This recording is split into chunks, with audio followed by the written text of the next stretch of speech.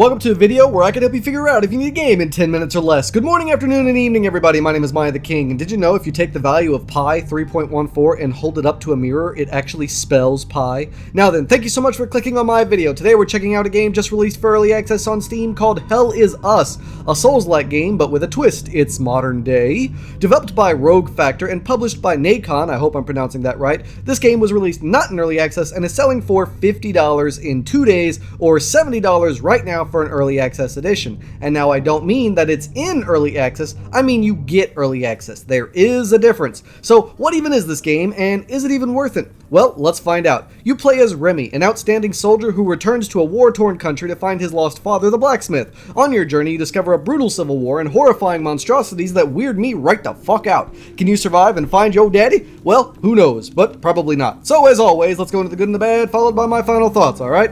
So let's first talk about the gameplay, as I'm sure that's what all of you are here for, and I'm sorry it took me so long to get to it, especially since this is a Souls-like game, so I can understand your impatience. Well, have no fear, the gameplay is solid. I played all the way through Elden Ring, and the gameplay here is very, very similar, almost identical. Note, I did not say the controls are identical or that the games are identical, merely speculating on the actual flow of the gameplay design choices and how I feel they are familiar. Now, there are some differences that some of you may like or hate, so let's talk about them now. From my experience, healing items are not recovered upon resting. There is no resting either. Not really. Not in the way you'd expect. Not in any way that I could find. Instead, you have these little save points that also count as your respawn points. Perhaps I just didn't get deep enough into the game, but I didn't discover any way of quote-unquote resting or replenishing your healing items. Once they're gone, they're gone. But also upon death, as far as I could tell, enemies don't respawn if you die. I actually tested this theory. Right before that death, I had just killed a ghoulish creature on my way to where I died. After respawning, which was like right over there,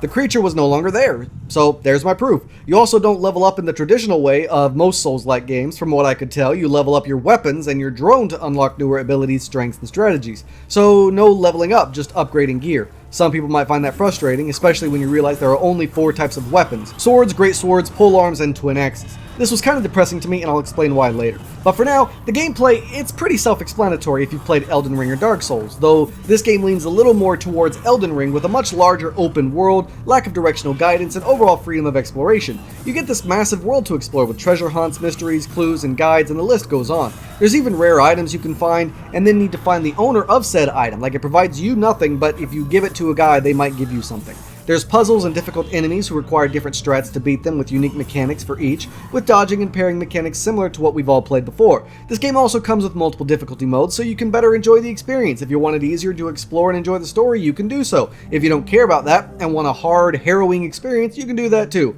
I actually like this idea. It should be a choice, you know? Anyway, you even get your own little APC, or armored personnel carrier. I actually really liked this. It's your mode of fast traveling between the different map segments across the world and your own little base, your own little home away from home as you traverse this horrifying nightmare. I guess the biggest thing I'd like to talk about is the combat itself. It's seamless, makes sense, works well, accurate, the attacks connect, it feels good, and it was just overly enjoyable. I honestly couldn't think of anything negative to say about the gameplay itself, so let me end this point just by saying, if you enjoyed the Souls-like gameplay that you've played before, you're definitely going to enjoy the gameplay here. The next positive point I'd like to talk about is the graphical quality. The game looks great, with great contrast, attention to detail, lighting, animations, and I could keep going. Even despite its darker, grittier setting, they still made sure to pay attention to color choices and tonal changes to make sure that the game looks good no matter where you are or what you're doing. There were several moments of the game where I just wanted to stop and look around because the lighting itself was just so impressive. The creature designs are a little lackluster, at least in the beginning from what I saw, but they were freaky enough to keep me engaged, I guess. With great facial animations and dialogue, with choices and investigation options, I was just really impressed with the overall graphical quality here. Next up is the sound design. The music is perfectly spooky to fit in with the overall theme they're going for, as well as being completely hopeless, just like your situation, with great voice acting and sound effects in the combat, and I mean, those creepy monster sounds almost had me scared sometimes.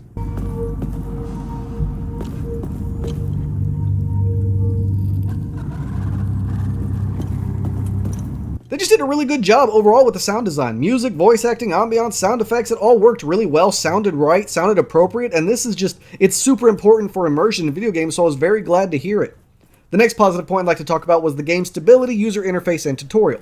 The tutorial was actually really decent. It was short, sweet, and to the point without being needlessly complicated or convoluted, and at the same time teaching me what I needed to know at that time. It was kind of lacking in a few ways, but I assume through further playing I wouldn't need these little bits of information anyway, so whatever. As for the user interface, I absolutely loved it. I don't know why, but the design of the in-game menu with the color choices reminded me of old school Metal Gear Solid. The point is, overall, I loved the design and overall organization of the user interface. And then we've got the stability. As of this moment, I haven't heard of any horror stories from others online, and for me personally, the game played really smooth. I didn't crash, didn't have any frame rate drops, no glitches or bugs of any sort.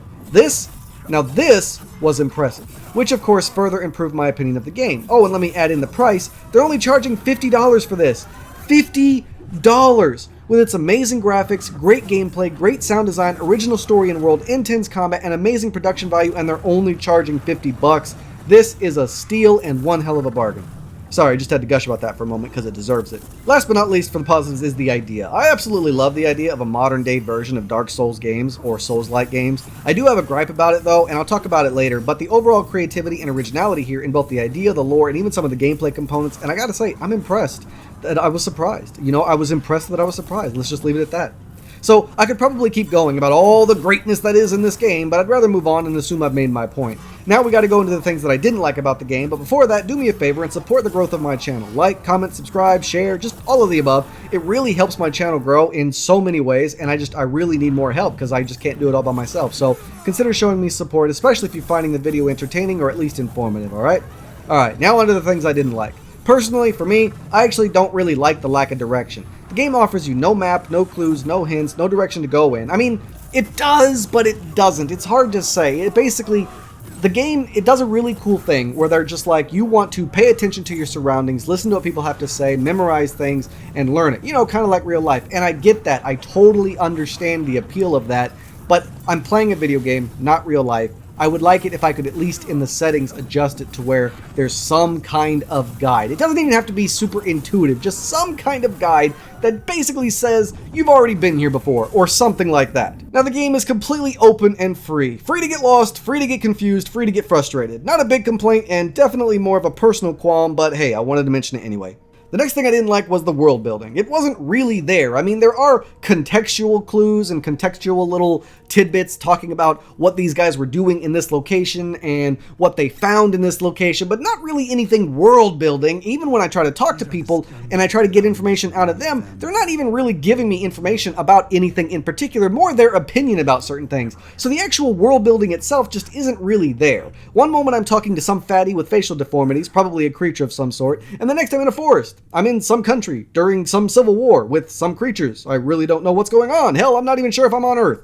So the lack of world building is kind of a bummer for me. But again, this is more of a minor personal complaint than anything else. Now, I'm not talking about the writing. The writing itself was actually really well done, as was the dialogue. Just the lack of things to suck me into the lore and into the world, I guess.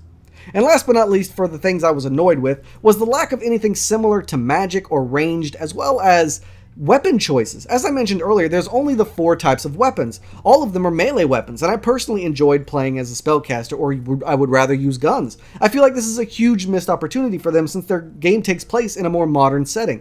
I have been dying for a more Souls-like game that uses guns instead of melee weapons. But if you're going to use melee weapons, then at least let me use some kind of magic. Or, you know, at least give me a choice. But there was no character creation or customization other than the skin of the outfit you're wearing. And with such a lack of weapon types, it also feels a bit lacking in this regard overall. I mean, I played through Elden Ring as a spellcaster, as hard as that was, and enjoyed every moment of it, and I'd have loved something similar. I mean, if you can do ranged with magic in Elden Ring, then you could have easily done ranged with guns in this game here. Like, there's definitely a way to program that in to make it to make the combat more seamless and make it more making sense with guns, just like you did with magic in other games. Now, I know these aren't the same developers, but you get the point I'm making here, is it was done there, it could have been done here.